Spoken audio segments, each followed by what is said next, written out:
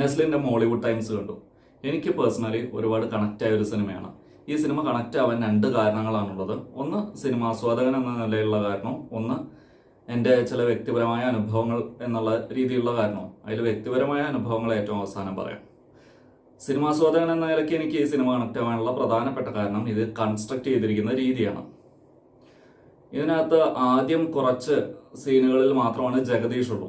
ജഗദീഷ് ആണെങ്കിൽ ഒരു റൈറ്ററുടെ റോളിലാണ് വരുന്നത്. അതിനുശേഷം അദ്ദേഹം മരിച്ചു പോവുകയാണ്. പക്ഷെ ആ മരിക്കുന്നതിന് മുമ്പ് തൻ്റെ മകൻ്റെ റോൾ ചെയ്തിട്ടുള്ള ഷറഫുദ്ദീനാണ്.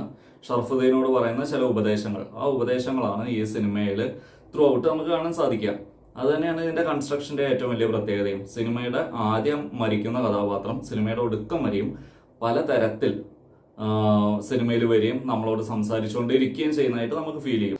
രണ്ടാമത്, സിനിമയ്ക്കകത്തെ സിനിമ പറയുന്ന പല സിനിമകളും നമ്മൾ ഇതിനോടകം കണ്ടിട്ടുണ്ട്.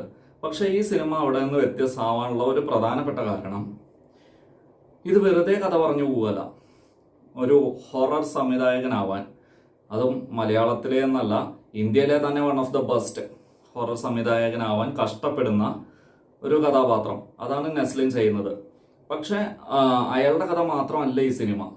ലൂമിയർ ബ്രദേഴ്സ് തുടങ്ങി ഇന്നത്തെ മലയാള സിനിമ എത്തി നിൽക്കുന്ന കാലം വരെയുള്ള ഒരുപാട് കാര്യങ്ങളെ ഈ സിനിമ കണക്ട് ചെയ്തു പോകുന്നുണ്ട്.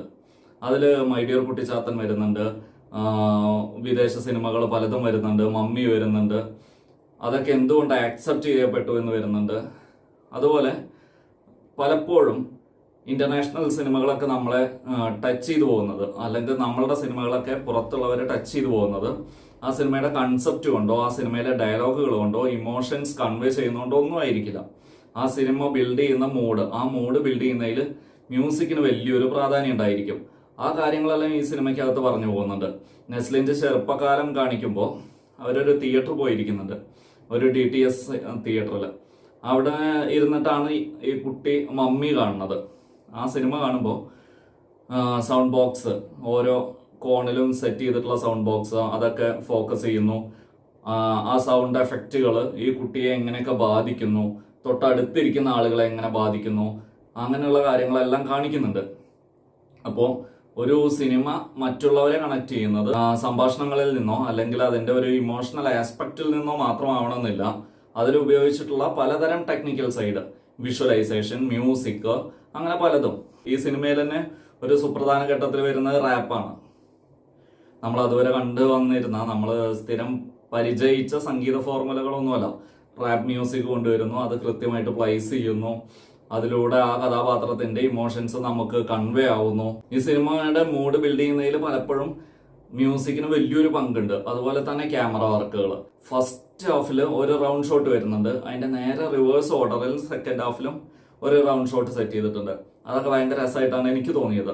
പിന്നെ ദൈവം എന്ന് പറയുന്ന കൺസെപ്റ്റ്, ചെകുത്താൻ എന്ന് പറയുന്ന കൺസെപ്റ്റ്, ഇവിടെ മനുഷ്യന്മാരെ പേടിപ്പിക്കാൻ ഏറ്റവും നല്ല ആയുധം എന്താണ്? സത്യം പറയുക എന്നുള്ളതാണ്. സത്യത്തിന് പേടിപ്പിക്കാൻ കഴിയുന്ന പോലെ മറ്റൊന്നിനും ഒരാളെയും പേടിപ്പിക്കാൻ കഴിയില്ല എന്നാണ് ഈ സിനിമ പറഞ്ഞു വെക്കുന്നത്.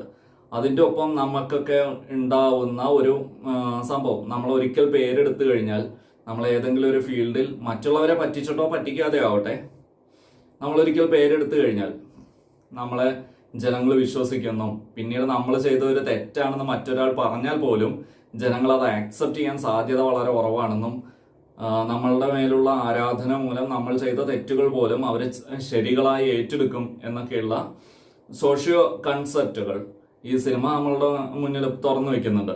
പക്ഷെ ഒരു യഥാർത്ഥ പാഷനേറ്റ് അയാളുടെ പാഷൻ മറ്റൊന്നിനു വേണ്ടിയും ബലി കഴിക്കില്ല എന്നുകൂടി ഈ സിനിമ നമ്മളോട് പറയുന്നുണ്ട്.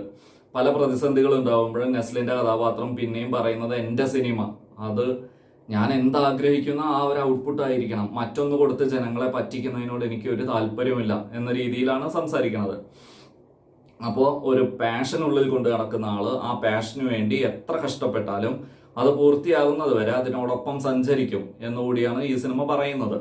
ഒരു നായിക പ്രാധാന്യം ഇല്ലാത്തൊരു സിനിമയാണ് മോളിവുഡ് ടൈംസ് എന്ന് പറയാം. നായിക പ്രാധാന്യം ഒട്ടും ഇല്ലാത്തൊരു സിനിമയാണ് മോളിവുഡ് ടൈംസ്. പക്ഷെ അപ്പോഴും ഒരു പ്രൊപ്പോസൽ സീൻ ഈ സിനിമയ്ക്കകത്ത് വരുന്നുണ്ട്. ഡോക്ടർ സണ്ണി പണ്ട് മണിച്ചിത്രത്താഴിൽ പറഞ്ഞ പോലെ I will break all the conventional concepts of psychiatry എന്നുള്ള രീതിയിലാണ് ഈ സിനിമയിലെ പല സാധനങ്ങളും എടുത്തു വെച്ചിട്ടുള്ളത്. ആ പ്രൊപ്പോസൽ സീനും അങ്ങനെ തന്നെയാണ്. എല്ലാ കൺവെൻഷണൽ രീതികളെയും മറികടക്കുന്ന ഒരു സീൻ. അങ്ങനത്തെ സീനുകൾ ഒരുപാട് ഈ സിനിമയ്ക്കകത്ത് കാണാം. കാരണം ഈ സിനിമയുടെ സംവിധായകൻ മുകുന്ദൻ ഉണ്ണി അസോസിയേറ്റ് ഒക്കെ സംവിധാനം ചെയ്ത അഭിനവ് സുന്ദർ നായിക്കാണ്. സ്വാഭാവികമായിട്ടും അതുവരെ കണ്ടു പരിചയിച്ചു പോകുന്ന നായിക സങ്കല്പങ്ങളോ ഒന്നും അദ്ദേഹത്തിന്റെ സിനിമകളിൽ ഉണ്ടാവാൻ സാധ്യതയില്ല എന്ന് നമുക്ക് മുകുന്ദൻ ഉണ്ണി കാണുമ്പോൾ തന്നെ മനസ്സിലാവും. ഈ സിനിമയ്ക്കകത്ത് മിനി ശ്രീനിവാസനുണ്ട്. അദ്ദേഹം ചെയ്തിട്ടുള്ളത് ഭയങ്കര രസമായിട്ടുള്ള റോളാണ്. ആ റോളിനെ കുറിച്ചൊന്നും പറയുന്നില്ല. പിന്നെ ഒരു ക്യാമിയോ വരുന്നുണ്ട്. നമ്മൾ പ്രതീക്ഷിക്കാത്ത ഒരാളാണ് വരുന്നത്. ആകെ ഒരു സീനിന്റെ കുറച്ച് ഭാഗത്തെ അദ്ദേഹം ഉള്ളൂ. പക്ഷെ അദ്ദേഹം പെർഫെക്റ്റ് ആയിട്ട് ചെയ്തു വെച്ചിട്ടുണ്ട്. സിനിമ മേഖലയിൽ നിലനിൽക്കുന്ന പലതരം പ്രശ്നങ്ങളെ കുറിച്ച് ഈ സിനിമ പറയുന്നുണ്ട്. അതിലേറ്റവും പ്രധാനപ്പെട്ട ഒരു സംഭവം, എന്തിനാണ് ഇങ്ങനെ അടിക്കടി കുറെ മലയാള സിനിമകൾ ഇറക്കി വിടുന്നത് എന്നതിനെ കുറിച്ച് നമ്മളൊക്കെ ആലോചിക്കുന്ന പോലെ ഈ സിനിമയും ആലോചിക്കുന്നുണ്ട്. നമ്മളൊക്കെ പലപ്പോഴും പറഞ്ഞിട്ടുള്ള പണം വെളുപ്പിക്കലുമായി ബന്ധപ്പെട്ട വിഷയങ്ങളൊക്കെ ഈ സിനിമയിലും വരുന്നുണ്ട്. അങ്ങനെ നമുക്ക് ചിരപരിചിതമായ, നമുക്ക് അടുത്തറിയാവുന്ന പല കാര്യങ്ങളെയും കണക്ട് ചെയ്തുകൊണ്ടാണ് ഈ സിനിമയുടെ കൺസ്ട്രക്ഷൻ. ഇതിൽ പല കഥാപാത്രങ്ങളും പരസ്പരം ചതിക്കുന്നുണ്ട്, ചിലരെല്ലാം ചേർത്ത് പിടിക്കുന്നുണ്ട്. ഇങ്ങനെ ചതിക്കുമ്പോഴും ചേർത്ത് പിടിക്കുമ്പോഴും അവർക്കൊക്കെ അവരുടേതായ ന്യായീകരണങ്ങളുണ്ട്. ആ ന്യായീകരണങ്ങളൊക്കെ നമുക്ക് കൺവേ ആവുന്നതാണ്. അതുകൊണ്ട് തന്നെ നമുക്ക് ഇതിലൊരു ആള് നെഗറ്റീവാണ്, ഒരാൾ കംപ്ലീറ്റ്ലി പോസിറ്റീവാണ് എന്നൊന്നും പറയാൻ പറ്റില്ല.